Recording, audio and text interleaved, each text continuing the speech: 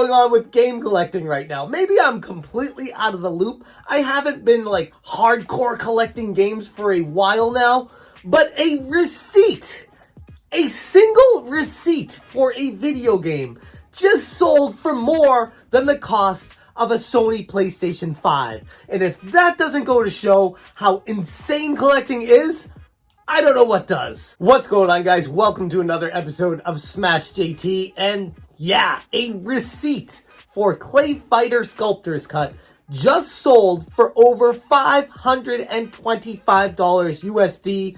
It was on eBay, a Canadian auction, so it actually sold for over $700 Canadian for a receipt. We need to talk about this. JT. Hit that subscribe, give me a like, and check out SmashJT.com for the full breakdown of this ridiculous story. And I can't underscore that enough. A single receipt for ClayFighter Sculptor Cut just sold for over $700 Canadian, which is over $500 in USD.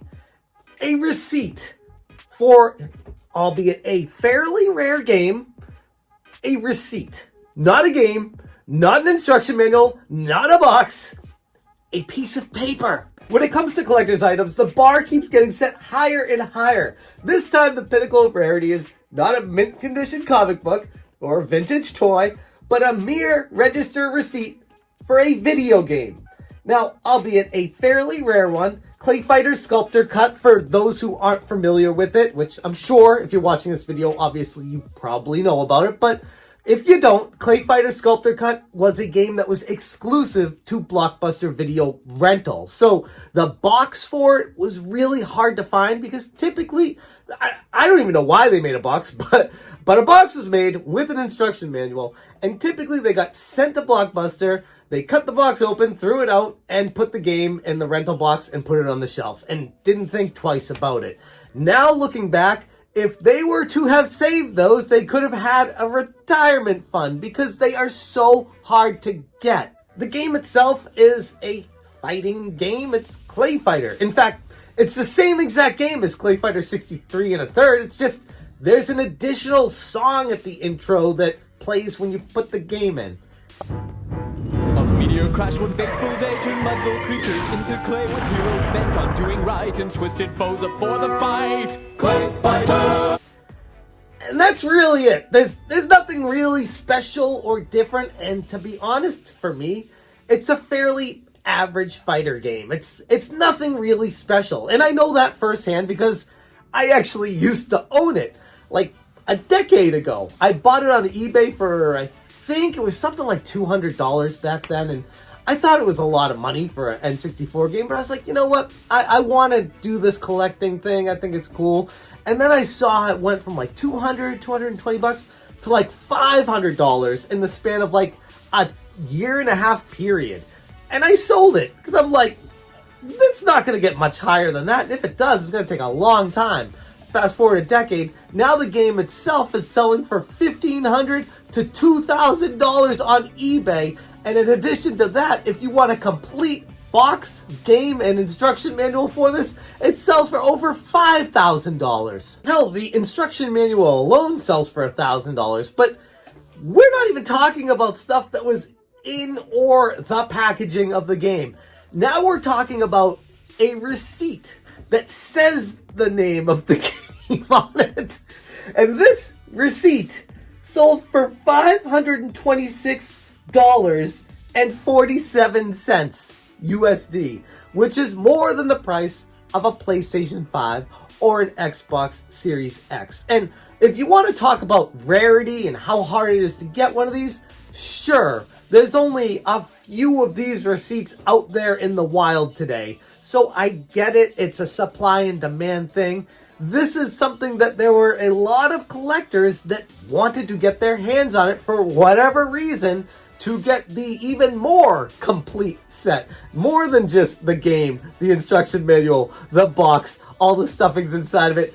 They now want the receipt for it. Like, what next? Are we going to get a Blockbuster bag that has the imprint of it on the side, that they're going to do like fingerprint markings on it to see, oh, was this ClayFighter that was in this bag? Like, What more can you do? How crazy do you have to be? How much money do you have to waste to get this for over $500? Apparently, a lot of people felt like it was worth it.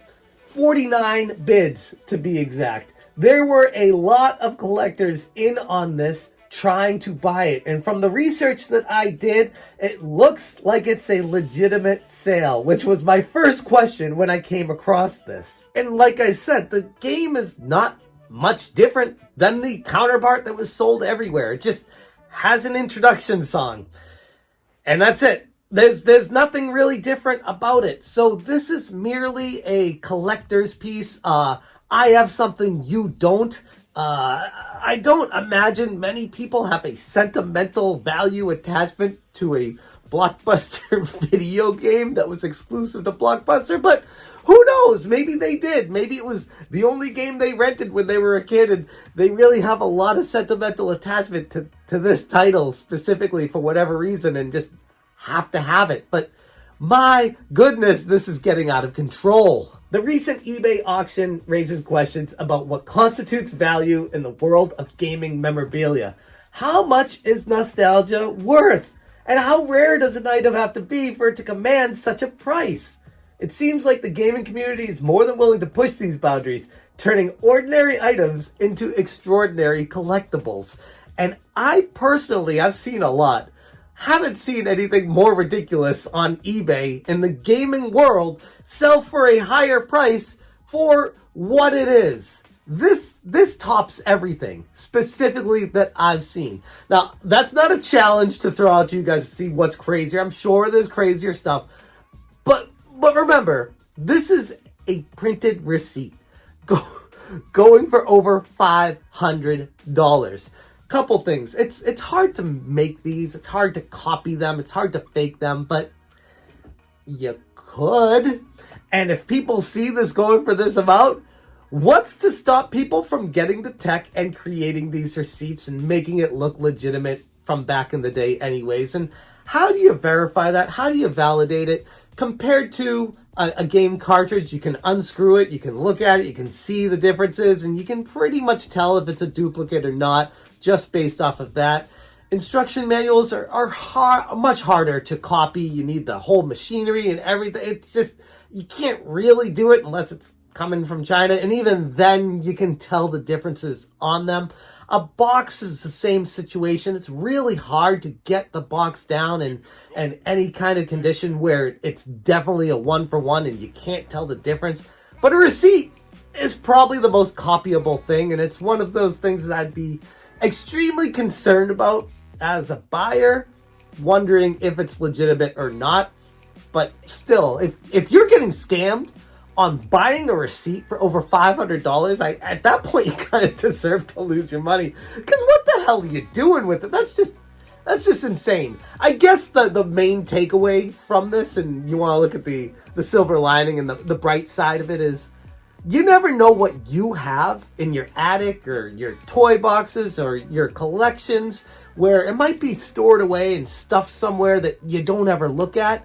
Something like this, who knows? Maybe you have old Blockbuster stuff that you're like, oh, this actually might be worth something. I thought it was just garbage that I was stuffed in my trash area that I never threw out. Now it might be worth something. And if this doesn't prove that, I don't know what does. But yeah, that's the story we have. It is officially sold, and it had 49 bids. Blockbuster Video in Scarborough, Ontario. Has a receipt number, has all the information on it. It looks legit. I'm not going to doubt the legitimacy of this, but I'm just saying, buyer beware in the future for this kind of stuff. Now that there's a price point set on it, there's gonna be others that start showing up, and I'd start to question all that stuff. And what do you even do with the receipt anyways? Do you put it on your wall? Do you put it in a frame? Show it off to people? Do you have some candles you light before you go to sleep in front of it? To your ClayFighter Sculptor's Cut shrine? I don't know. It's really weird to me. I'm gonna leave it there. Thank you so much for watching, and as always, you stay smashing. Smash, change, smash.